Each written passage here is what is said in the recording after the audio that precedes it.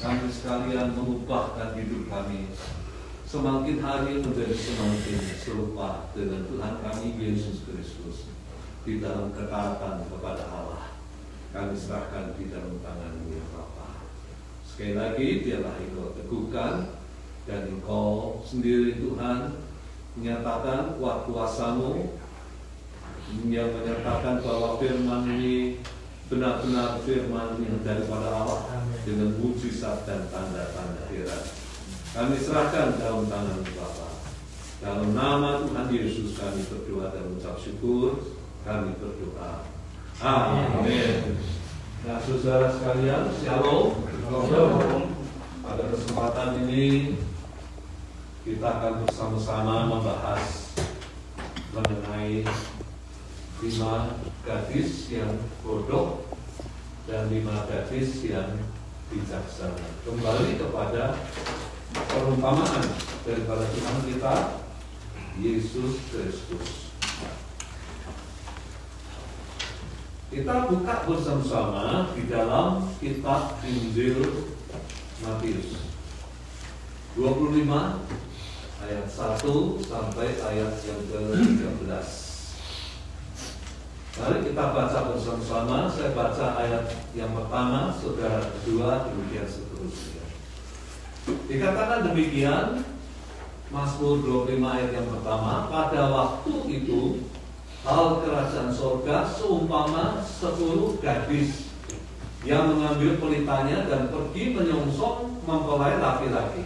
5 diantaranya bodoh dan 5 bijaksana. Gadis-gadis yang bodoh itu membawa pelitanya, tetapi tidak membawa minyak. Sedangkan gadis-gadis yang bijaksana itu membawa pelitanya dan juga minyak dalam buli-buli mereka. Tetapi karena mempelai itu lama tidak datang-datang juga, mengantuklah mereka semua lalu tertidur. Mempelai datang, songsonglah dia. Gadis-gadis itu pun bangun semuanya lalu membereskan pelita mereka.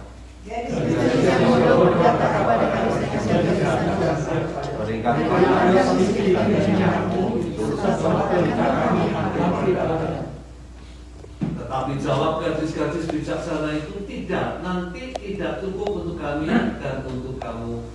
Lebih baik kamu pergi kepada penjual minyak dan beli di situ. Tetapi mereka begitu membelinya dan mereka bersama dengannya lalu pintu ditutup. Kemudian datang juga gadis-gadis yang lain itu dan berkata, Tuan, Tuan, bukakanlah kami pintu. Tetapi dia menjawab, aku berkata kepadamu, sesungguhnya sama-sama.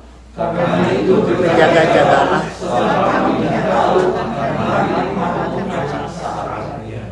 Ya, dari satu hari, saudara sekalian, saya dalam keadaan malam hendak tidur, lalu kemudian Tuhan itu mengingatkan, ya, ini dalam keadaan sadar dulu, ya, Tuhan mengingatkan, kenapa Tuhan itu mengizinkan virus corona mewabah di seluruh dunia. Lalu kemudian Tuhan mengingatkan apa? Tuhan mengingatkan bahwa Dia izinkan supaya berita Injil itu sampai ke seluruh dunia. Jadi mau tidak mau dengan mewabahnya virus, maka gereja-gereja ditutup, bukan? Lalu kebaktian dilakukan sesama online. Dengan online ini maka berita firman Tuhan dapat diakses di seluruh dunia. Dan ini yang menimbulkan suatu pemikiran Karena firman Tuhan mengatakan bahwa bila Injil itu diberitakan di seluruh dunia, maka akan tiba kesudahannya. Saudara percaya? Amin. Ini kata-kata Yesus sendiri. Ya. Dan ini yang mendorong saya membawakan perumpamaan 5 gadis bodoh dan 5 gadis yang bijaksana. Ya. Di dalam bahasa Inggris dikatakan 5 gadis yang bijaksana itu adalah wise, yang memang bijaksana, ya, yang pintar, gitu ya. Ada yang bodoh, ada yang pintar.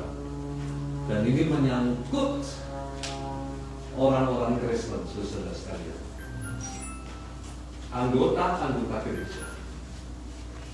Ada anggota gereja yang bodoh, betul. Tetapi ada anggota gereja yang wise, bijaksana. Ya. Mari kita melihat bersama-sama, saudara sekalian.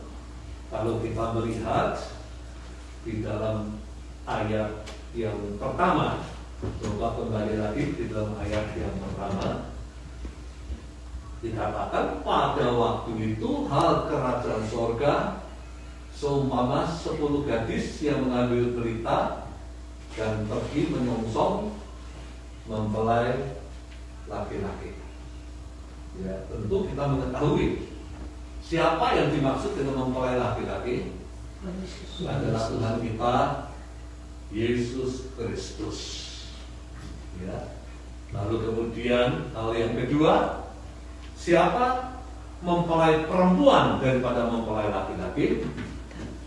Kita adalah gereja secara unity, secara kesatuan, secara keseluruhan, satu, ya.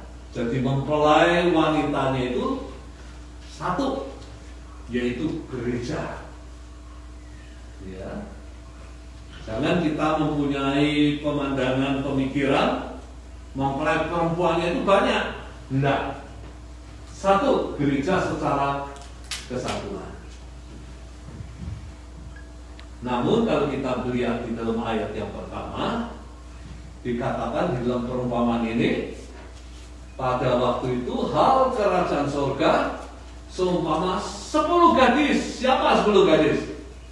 10 gadis adalah anggota gereja. Itu 10 gadis. Ya. Dan 10 gadis ini mau menghadiri perjamuan kawin daripada anak domba Allah, yaitu Tuhan kita Yesus Kristus. Di mana perjamuan kawin itu diadakan?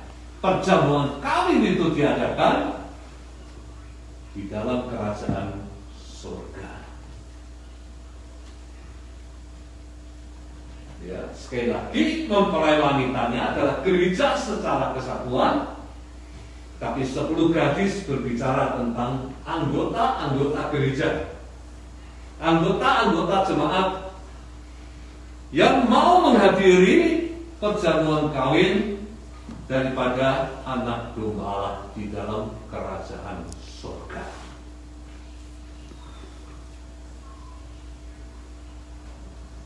Nah, kemudian kita melihat di dalam ayat yang kedua dikatakan bahwa dan 10 gadis itu terbagi di dalam 2 kelompok. Yang pertama adalah dikatakan gadis, 5 gadis yang bodoh dan 5 gadis yang bijaksana. Ini melukiskan bahwa orang-orang yang percaya itu terdiri daripada 2 kelompok. Apakah semua orang yang percaya akan masuk dalam kerajaan surga? Saudara, bagaimana jawabannya? Semua? Jangan. Ya, yang masuk di dalam kerajaan surga itu mempunyai standar yang ditentukan oleh Tuhan kita Yesus Kristus di dalam kehidupannya. Itu yang akan masuk dalam kerajaan surga. Nah, kita melihat bersama-sama, saudara sekalian. Tadi saya katakan bahwa di antara anggota-anggota jemaat terbagi dua kelompok. 5 gadis yang bodoh dan 5 gadis yang bijaksana. Lalu di dalam ayat yang ketiga kita melihat gadis-gadis yang bodoh membawa pelitanya tetapi tidak membawa minyak. Sedangkan gadis-gadis yang bijaksana membawa pelitanya juga minyak dalam buli-buli mereka. Jadi kalau kita melihat bahwa keseluruhan daripada gadis-gadis yang mau menghadiri perjamuan kawin daripada anak domba Allah, dia harus membawa pelita. Karena kalau kita melihat di dalam kebiasaan daripada orang-orang Yahudi, perjamuan kawin tidak diadakan pagi hari, enggak. Tidak diadakan siang hari. Tetapi perjamuan kawin itu diadakan tengah malam. Jadi orang-orang yang mau menghadiri perjamuan kawin itu, mereka harus bawa apa? Bawa pelita, nggak ada listrik, nggak ada lampu seperti sekarang. Tapi masing-masing harus membawa pelita. Nah, di dalam ayat 3 dan di dalam ayat 4 dikatakan bahwa gadis-gadis yang bodoh itu membawa pelita, tapi tidak membawa minyak. Ya. Gadis-gadis yang bijaksana membawa pelita juga minyak dalam buli-buli mereka. Dan dibayangkan saudara sekalian, di dalam ayat yang ketiga, gadis-gadis yang bodoh itu membawa pelita. Gadis bijaksana juga membawa pelita. Sama. Nah, kalau kita melihat saudara sekalian, apa arti pelita? Pelita itu kan menyala. Pelita itu menggambarkan terang. Menjadi penerang bagi mereka yang akan menghadiri perjamuan kawin anak domba Allah di dalam kerajaan surga. Dan ini merupakan persyaratan. Orang yang hadir di dalam perjamuan kawin, dia harus membawa pelita. Dan ini menggambarkan apa? Hidup daripada seluruh anggota jemaat, dia harus hidup menjadi terang di dalam dunia. Nggak bisa kita hanya hidup percaya kepada Tuhan Yesus Kristus, tetapi kita harus menjadi terang di dalam dunia. Lalu kita melihat bersama-sama saudara sekalian di dalam kitab Injil Matius yang dimaksudkan dengan terang di dalam kitab Injil Matius pasal yang kelima ayat 14 dan 16. Apa yang dimaksud dengan terang? Maka Yesus mengatakan, kamu adalah terang dunia. Kalau saya ganti kata kamu dengan nama kita, maka saudara menyebut nama masing-masing. Stefanus adalah terang dunia. Istri saya juga terang dunia. Jadi seluruh anggota gereja harus menjadi terang dunia untuk bisa menghadiri, untuk bisa masuk di dalam kerajaan surga. Lalu di dalam ayat 16 dikatakan, kita baca bersama-sama, ini penting. 1, 2, 3. Demikianlah hendaknya terangmu bersahaya di depan orang, supaya mereka melihat perbuatanmu yang baik, memuliakan Bapamu yang di surga. Jadi menjadi terang di dalam pengertian bahwa kita harus melakukan perbuatan yang baik. Iman itu apa, saudara sekalian? Iman percaya ya, betul? Percaya. Dengan mulut kita mengaku dan dengan hati kita percaya. Ya, iman itu percaya. Apakah orang yang beriman semuanya masuk dalam kerajaan surga? Belum tentu. Bila kita mampu mewujudkan iman itu di dalam perbuatan yang baik sehari-hari, itu yang dimaksud dengan iman. Jadi jangan hanya kita percaya kepada Yesus, tapi perbuatan kita kurang baik. Perbuatan kita adalah jahat. Kita menipu orang, suka berbohong. Itu kan tidak bisa membuktikan bahwa kita itu orang yang percaya sama Yesus. Ya. Orang yang percaya kepada Yesus adalah menerjemahkan iman itu di dalam kehidupan sehari-hari, di dalam perbuatan yang baik, di dalam perbuatan yang benar. Itu iman. Menerjemahkan iman itu di dalam ketaatan kita kepada kehendak dan pada Allah. Kemarin ini saudara sekalian, saya dan istri berbelanja di grocery. Biasanya saudara sekalian, kalau di grocery itu habis belanja, kak-kaknya kan ditaruh sembarangan ya, betul kan? Ya? Saudara kalau naruh kaknya di mana? Saya lihat kaknya itu sembarangan ditaruh di sana.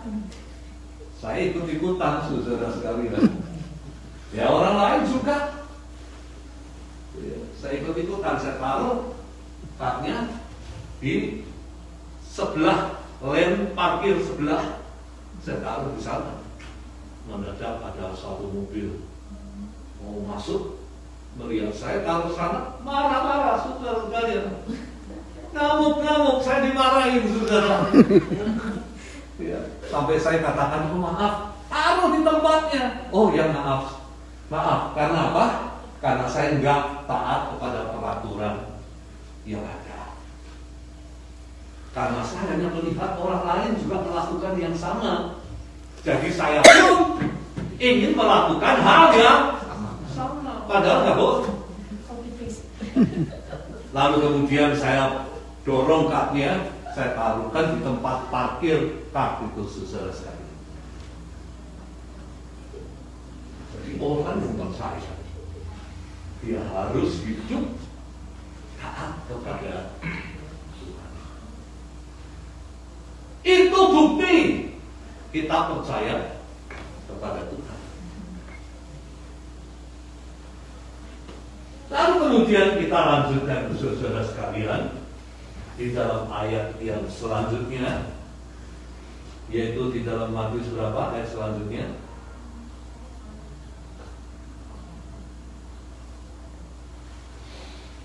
Kita melihat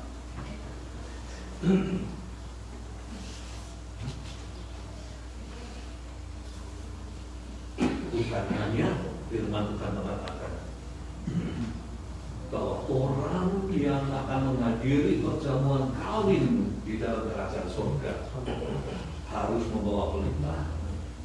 Tapi di dalam ayat yang selanjutnya, yaitu di dalam Matius 22 ayat 11 dan 12. Ini sangat menarik ayat ini. Dikatakan apa? Dikatakan ketika raja ini berbicara tentang perjamuan kawin daripada anak domba Allah, ketika raja masuk bertemu dengan tamu-tamu itu, ya, tamu-tamu yang diundang datang di dalam perjamuan kawin itu, ketika raja masuk bertemu dengan tamu-tamu itu, ia melihat seorang yang tidak berpakaian pesta.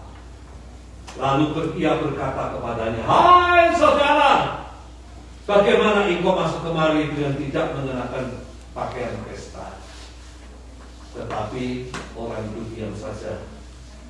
Apa yang dimaksud dengan pakaian pesta? Ini hal yang berikutnya.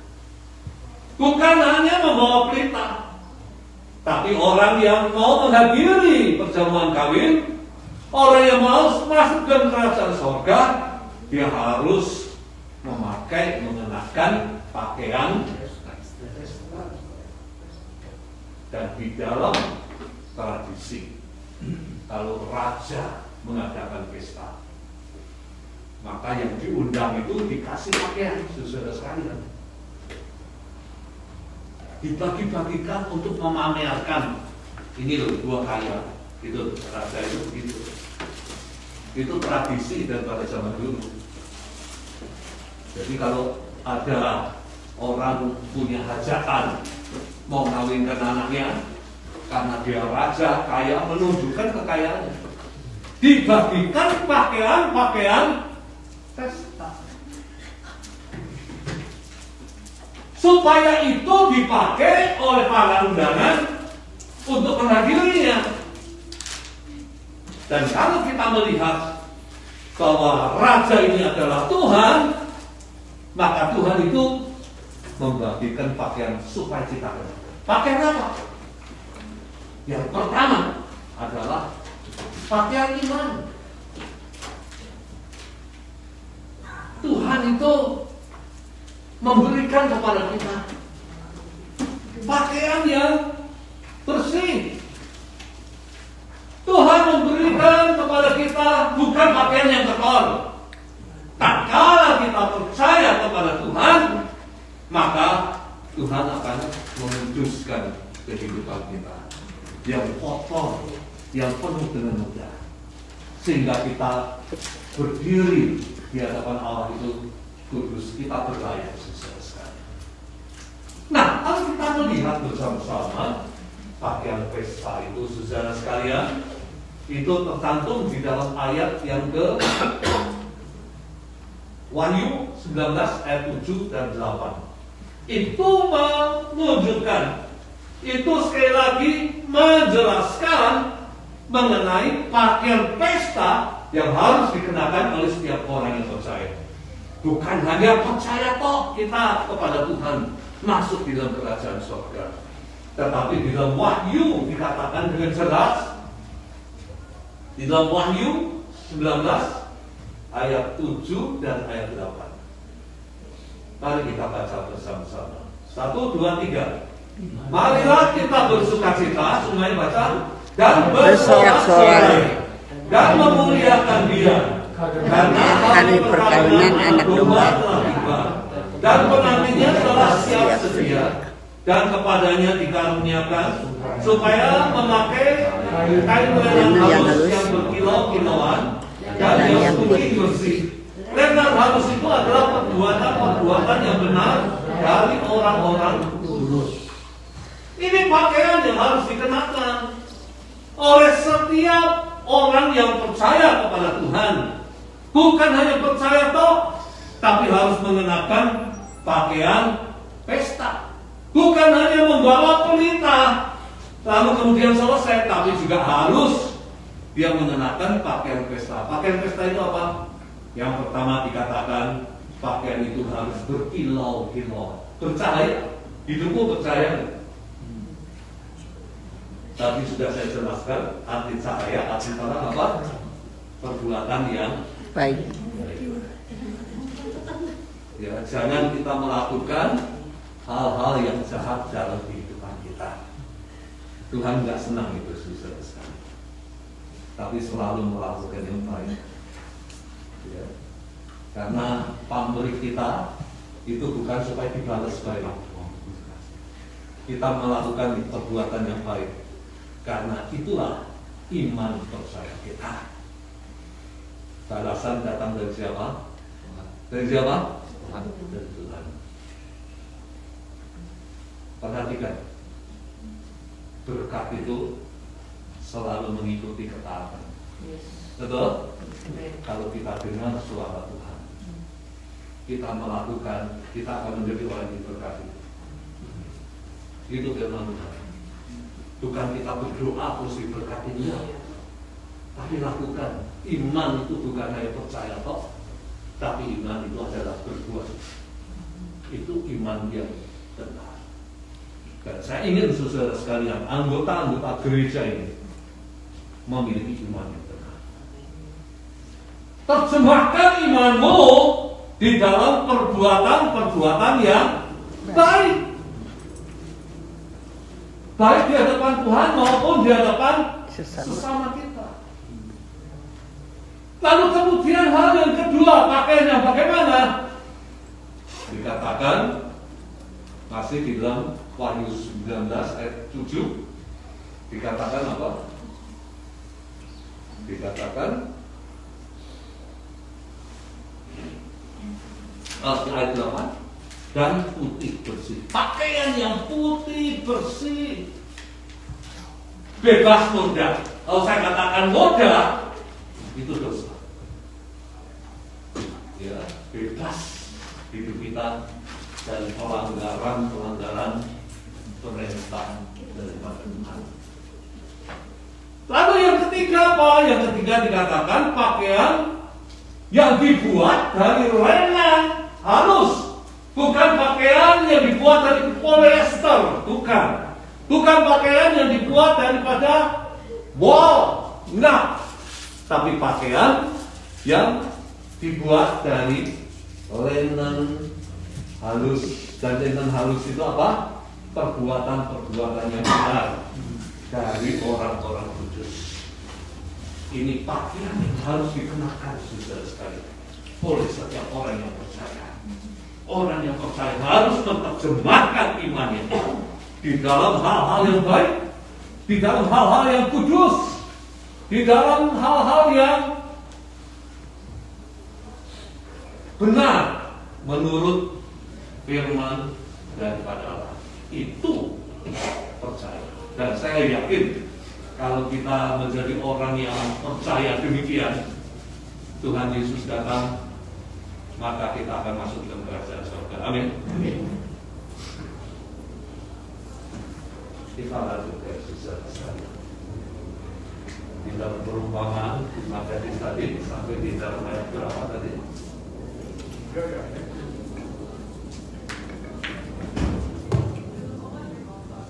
Sebelumnya,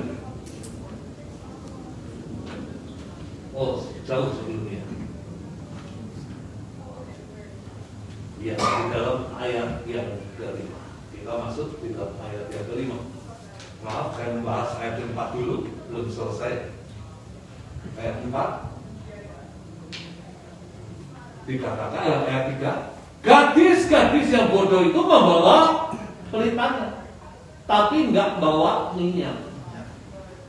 Sedangkan gadis-gadis yang bijaksana membawa pelitanya, juga membawa minyak dalam buli-buli mereka. Saudara bayangkan, ya, kalau orang bawa pelita, pelitanya akan menyala. Kalau nggak bawa minyak, sebentar padam. Ya. Di rumah itu ada yang masang lilin wangi saudara sekalian. Tapi istri saya ngomong, lihatin, itu lilinnya udah habis nggak? Tapi terbakar rumahnya saudara sekalian. Karena kalau habis kan cuma apinya aja. Ya kalau saya sih mungkin sedikit khawatir, kalau habis ya apinya mati. Gadis yang bodoh membawa pelitanya, tapi tidak membawa minyak. Apa artinya?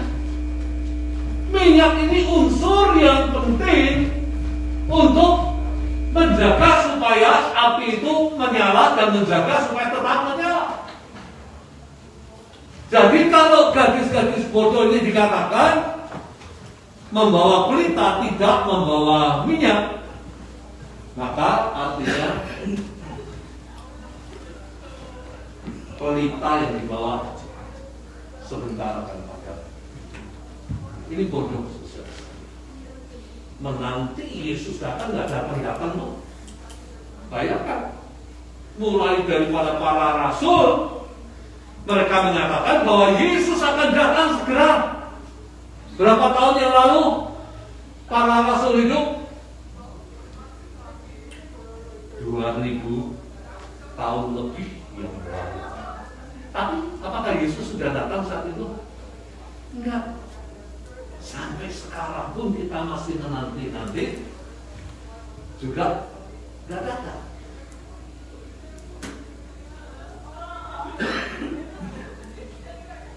Kalau iman persyaratan masuk dalam kerajaan surga bukan hanya percaya, tapi juga harus melakukan yang baik. Bisakah kita tetap melakukan yang baik sampai Maranatha Tuhan Yesus Kristus datang kedua kali? Ini pertanyaan.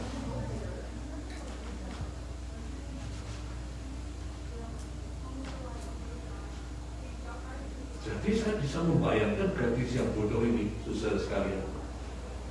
Terangnya hanya percaya sebentar, nggak lama, kemudian terang hidupnya akan menjadi padam. Berapa banyak orang-orang yang pada mulanya memiliki semangat untuk ke gereja, semangat banget ke gereja, tapi kemudian lambat laun api semangatnya kecil, lalu padam, tidak datang lagi. Berapa banyak orang-orang yang percaya yang melayani Tuhan, pada mulanya api semangatnya berkobar-kobar, wah melayani. Lalu lambat laun apa? Api semangatnya mengecil, lalu kemudian menjadi padam. Ada berapa banyak orang-orang yang percaya yang pada mulanya bersemangat untuk menyatakan kasih kepada sesamanya, membantu, menolong kepada sesamanya, tapi lambat laun api semangatnya mengecil dan menjadi padam. Itulah gadis yang bodoh.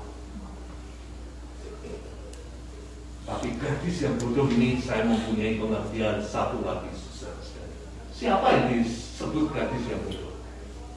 Gadis yang bodoh itu nggak punya pengetahuan. Disebut bodoh itu apa? Nggak punya pengetahuan? Nggak punya pengetahuan. Bodoh, bodoh, saudara sekalian. 1 tambah 10 tambah 10, mungkin dia sebutnya berapa? 15. Karena bodoh, nggak punya pengetahuan. Nggak tahu, saudara sekalian, mana yang baik, mana yang nggak baik. Karena nggak punya pengetahuan tentang firman, itu bodoh. Bukan nggak tahu tentang pengetahuan di sekolah, nggak tahu tentang pengetahuan tentang firman Tuhan, dan itu bodoh.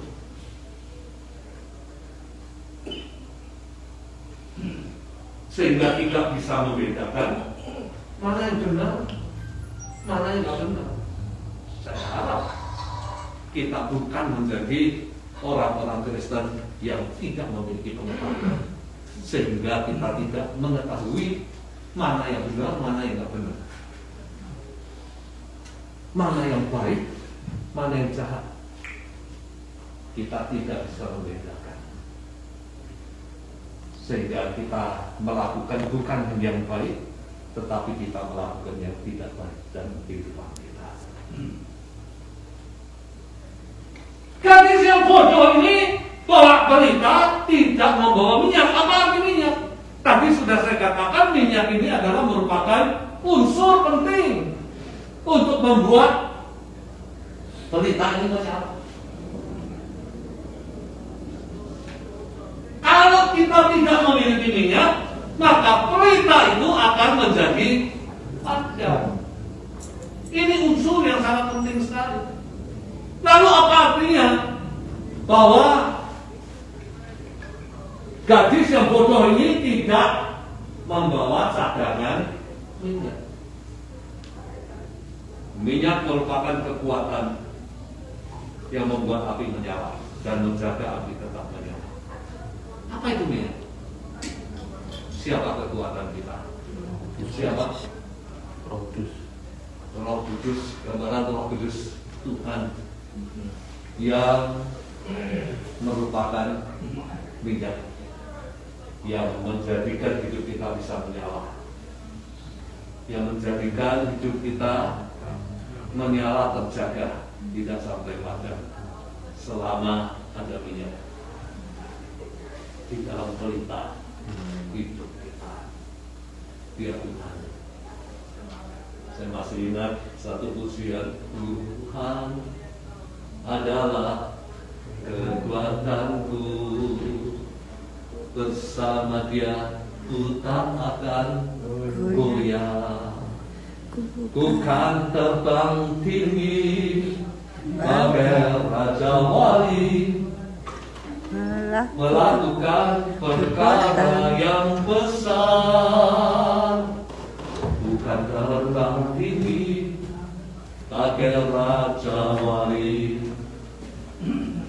melayang tinggi dalam kemuliaan. Dalam kemuliaannya, yang bumi bergoncang dan badai menyerah. Bukan terbang tinggi bersama Dia. Pernah saya katakan ini, saudara sekalian, Raja Wali itu burung raja. Ya, Raja Wali itu legenda. Ya, nah, menurut orang-orang Yahudi, Raja Wali itu merupakan burung legenda. Disebut raja karena apa? Rajanya segala burung, karena burung ini bisa membaharui kekuatannya. Ya, saya pernah khotbahkan ini. Bagaimana burung Raja Wali membaharui kekuatannya? Burung ini akan pada waktu tua sudah nggak bisa kuat lagi terbang, maka burung ini akan terbang setinggi-tingginya menghampiri matahari. Lalu kemudian sampai ketinggian tertentu, sinar matahari membakar bulu tubuhnya. Lalu kemudian burung ini jatuh ke laut. Lalu kemudian beberapa saat bulu-bulu yang baru keluar, dan burung ini mampu lari kian kemana, tidak menjadi lelah. Terbang ke sana ke sini, tidak menjadi lelah. Hampiri Tuhan kita Yesus Kristus setiap hari, baik di dalam doa maupun firman daripada Allah. Itu artinya kita menghampiri Tuhan, maka Tuhan akan membaharui kekuatan kita. Kita akan tetap menjadi terang di dalam dunia, saudara sekalian, untuk kemuliaan nama daripada Tuhan. Hidup kita akan membawa kemuliaan bagi Tuhan. Dan saya senang dengan pemahaman Alkitab setiap hari.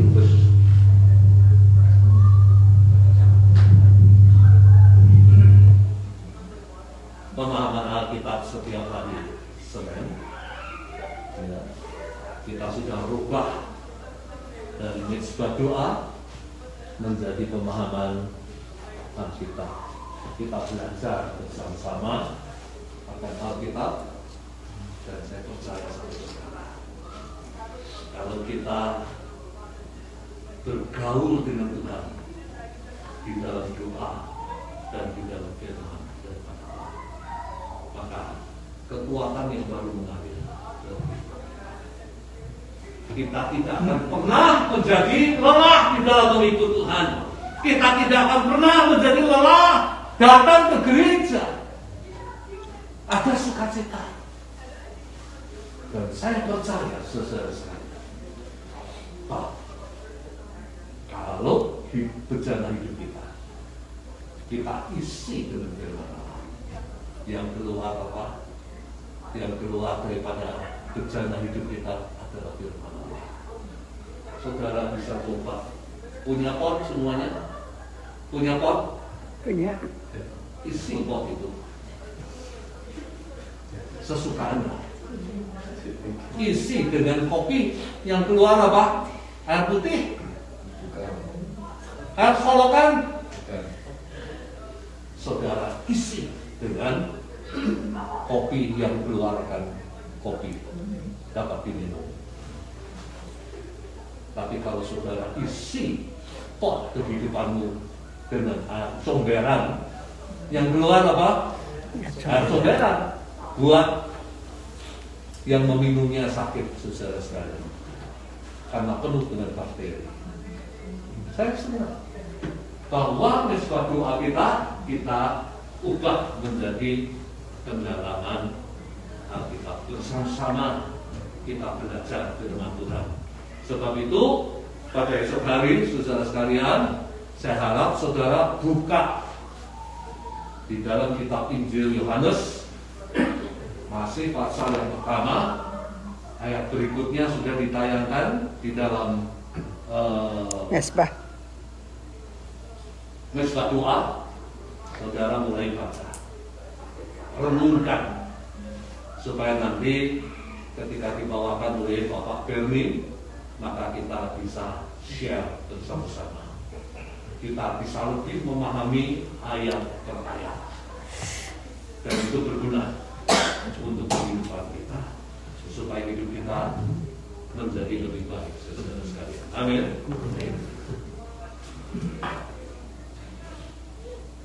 Di dalam ayat yang keempat dikatakan, sedang gadis-gadis yang bijaksana, yang pintar itu membawa pelitanya, dan juga minyak di dalam buli-buli mereka. Ya, gadis-gadis yang pintar itu bawa pelita dan minyak. Nyalanya tidak akan padam. Itu menanti kedatangan Tuhan Yesus Kristus. Supaya nyala semangat kita mengikut Tuhan tidak menjadi padam. Supaya saudara-saudara sekalian, perbuatan baik kita juga tidak akan menjadi padam. Kita tidak merasa bosan melakukan kebaikan, melakukan kebenaran firman Allah. Dan kembali minyak itu adalah, kalau kita tidak mau bersekutu dengan Tuhan, maka nyala pelita hidup kita akan padam. Percaya saudara. Jadi setiap hari harus berdoa dan baca firman daripada Tuhan. Kemudian ayat selanjutnya, di dalam Matius 25 ayat selanjutnya,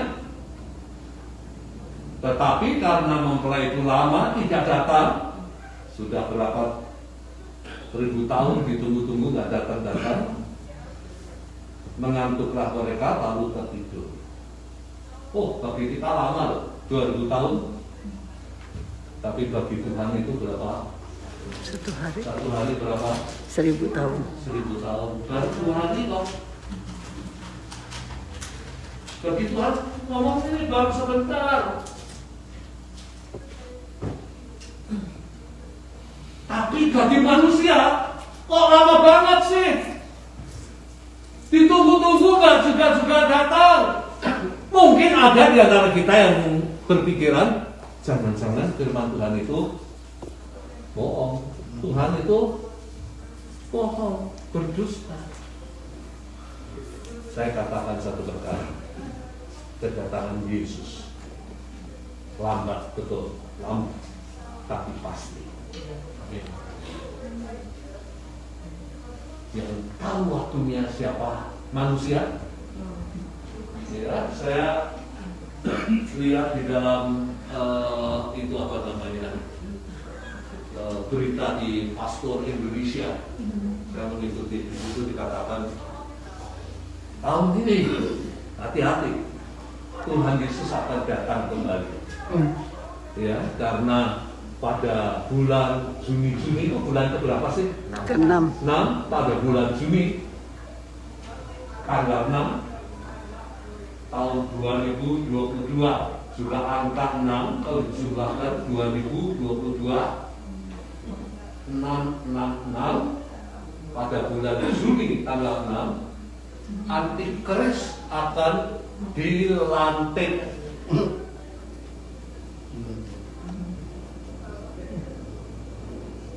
Saya percaya firman daripada Tuhan.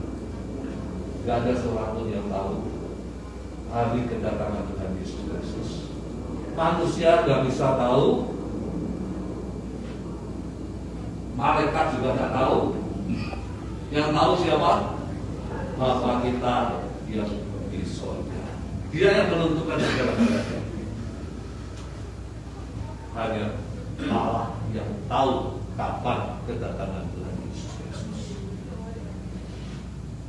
Karena mempelai itu lama tidak datang-datang, mengantuklah mereka semua lalu tertidur. Berapa banyak saudara-saudara sekalian yang menanti kedatangan Yesus karena lambat datangnya, kemudian tertidur. Nggak ingat lagi bahwa Yesus itu akan datang. Tidak lagi kita itu mengharapkan kedatangan Tuhan Yesus. Tertidur rohaninya. Malas ke gereja. Malas kita melayani. Malas kita berdoa, malas membaca firman daripada Tuhan. Itu namanya tertidur secara rohani.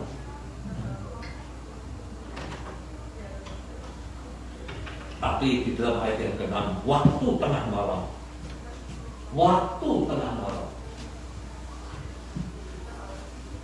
Terdengar suara orang berseru, mempelai datang, songsonglah dia. Seruan siapa ini? Coba saudara renungkan seruan siapa? Malaikat? Saya percaya bahwa inilah seruan melalui mimbar. Inilah seruan melalui pemberitaan firman. Tujuannya apa? Tujuannya supaya kita bangun. Ayo bangun.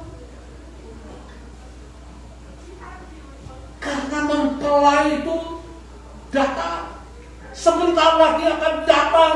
Bangun.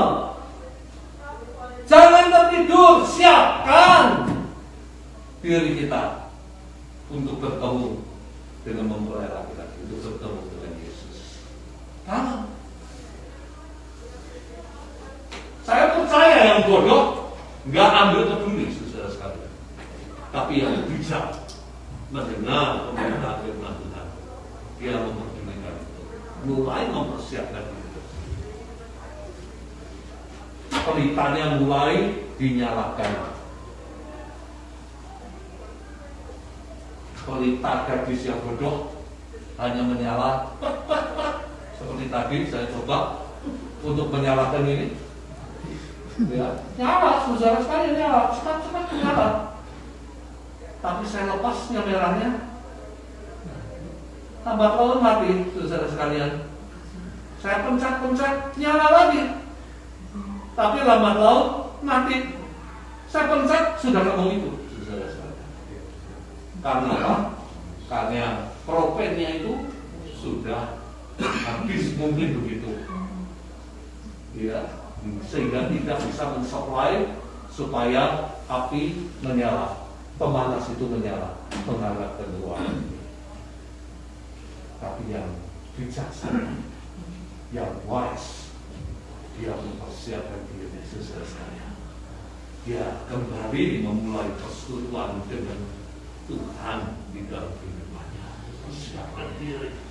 Dia mulai kembali datang ke gereja, rajin saudara sekalian. Dia mulai kembali berdoa dan membaca firman Tuhan setiap hari. Karena dia menyadari yang membuat terangnya tetap menyala adalah Tuhan. Tuhan kekuatan daripada kehidupan kita. Tuhan yang menjadi kekuatan supaya kita hidup di dalam terang dan terang Tuhan. Lalu dalam ayat yang ke-7, kita masuk dalam ayat yang ke-7, saudara sekalian.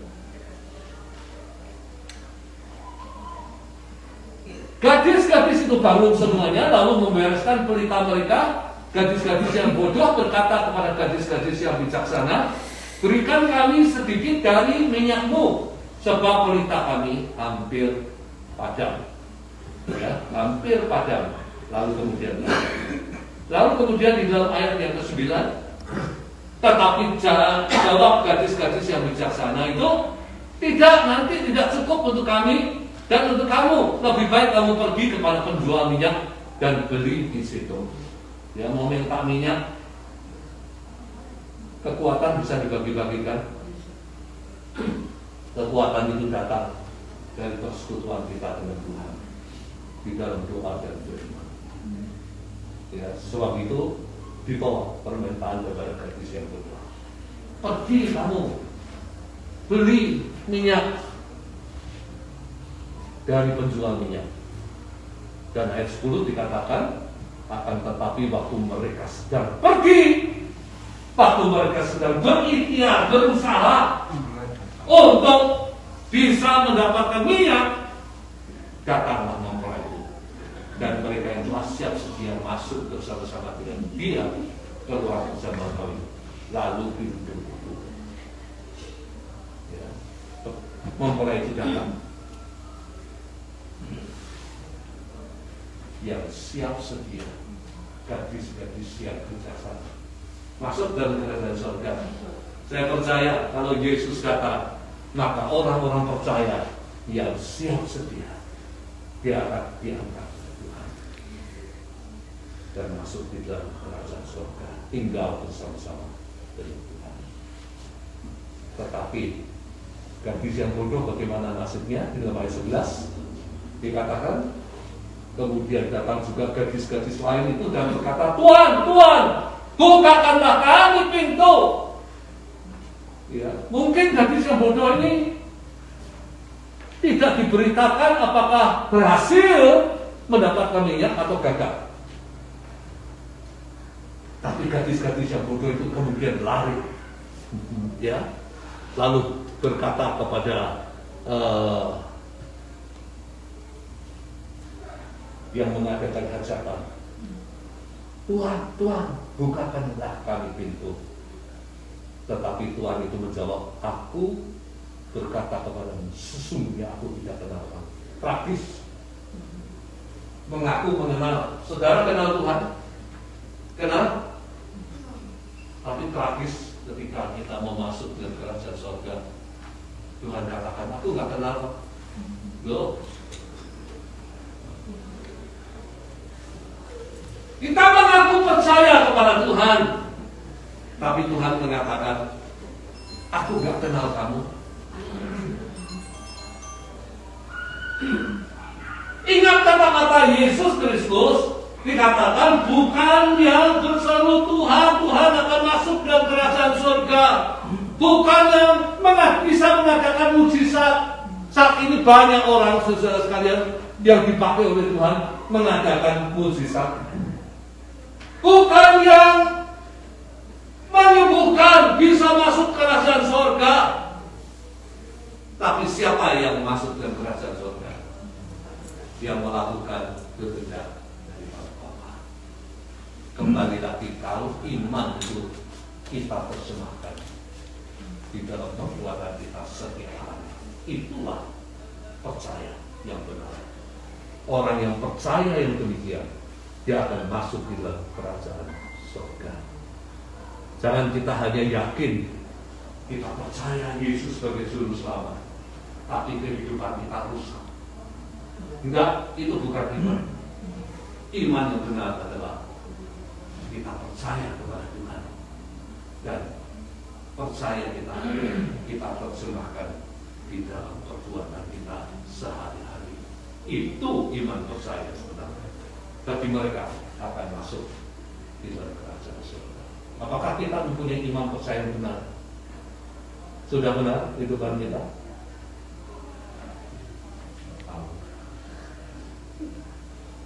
Siapkan hati kita untuk menghadapi kedatangan Tuhan Yesus. Miliki iman yang benar. Hal yang kedua, milikilah hidup persekutuan dengan Tuhan di dalam doa dan di dalam firman Tuhan. Itu yang menguatkan kita sehingga kita boleh tetap menjadi terang daripada Tuhan. Hidup kita melakukan yang baik. Hidup kita berjalan bukan di dalam dosa. Hidup kita berjalan di dalam kebenaran. Kalau kita memiliki hidup persekutuan yang benar setiap hari. Sesibuk-sibuknya saudara, ambil waktu untuk kita bisa hidup dalam persekutuan dengan Tuhan. Bukan hanya ke gereja, tetapi setiap hari hidup di dalam doa dan di dalam membaca firman daripada Tuhan. Engkau akan menjadi kuat. Engkau akan menjadi terang daripada Tuhan, di mana api terang itu tidak akan pernah bisa padam. Sampai Maranatha, Tuhan Yesus Kristus datang untuk kedua kalinya. Amin. Kita akan sama-sama.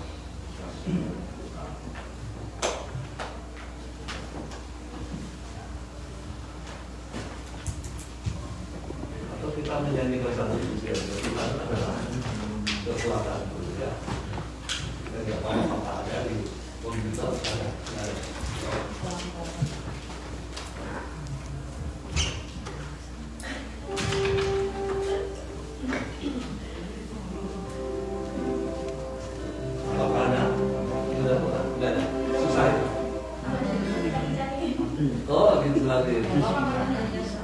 Ya, kita berdiri sama-sama.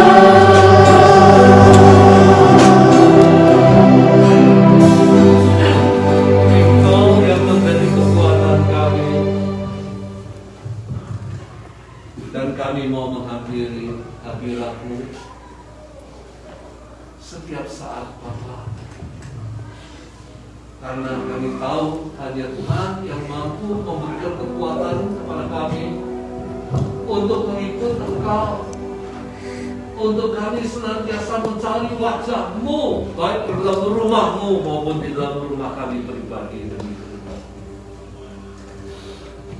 Dan Engkau yang menjadi kekuatan kami, untuk kami boleh hidup di dalam ketaatan kepada kehendak-Mu, ketaatan kepada firman-Mu yang kudus.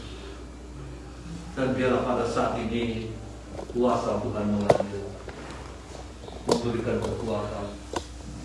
Kuasa Tuhan mengalir, memberikan kami sukacita di dalam mengiring kepada Engkau. Firman Tuhan mengalir, memberikan kekuatan iman kepada kami menghadapi segala sesuatu, supaya kami boleh tetap percaya kepada Engkau. Kami mau serahkan di dalam tangan Tuhan. Kami mau hidup selaras dengan Engkau. Kami mau hidup menyesuaikan keinginan hati kami, selaras dengan kehendak daripada Tuhan. Dan kami percaya apabila kami hidup benar di hadapan-Mu, kami hidup benar di pemandangan mata-Mu, maka Engkau akan memberkati kami. Kami tidak berbicara berkat, tapi berkat mengikuti setiap orang-orang yang percaya, yang hidup benar di hadapan-Mu Bapa. Maka berkat itu akan senantiasa mengikuti. Kami serahkan di dalam tangan-Mu semua jemaat-Mu. Mungkin ada yang datang dengan membawa masalah, dan dialah Tuhan, Engkau sendiri memberikan kekuatan, memberikan penghiburan untuk kami bisa bertahan di dalam Engkau. Kami boleh tetap percaya, tidak kami bersungut-sungut, karena kami percaya orang yang benar-benar kepada Engkau, maka Engkau akan memberkati. Apa yang kami butuhkan, Engkau yang akan memberikan. Terima kasih Bapa, berkati semua anak-Mu di dalam kehidupan mereka, supaya kami boleh melihat kehidupan mereka boleh bertumbuh di dalam Tuhan, menjadi semakin lama semakin serupa dengan Kristus di dalam ketaatan kepada Allah Bapa yang sempurna. Kami serahkan di dalam tangan Tuhan. Terima kasih Bapa. Kami menyerahkan doa kami hanya di dalam nama Tuhan Yesus Kristus yang menjadi juru selamat kami. Semua mengatakan Amin. Amin.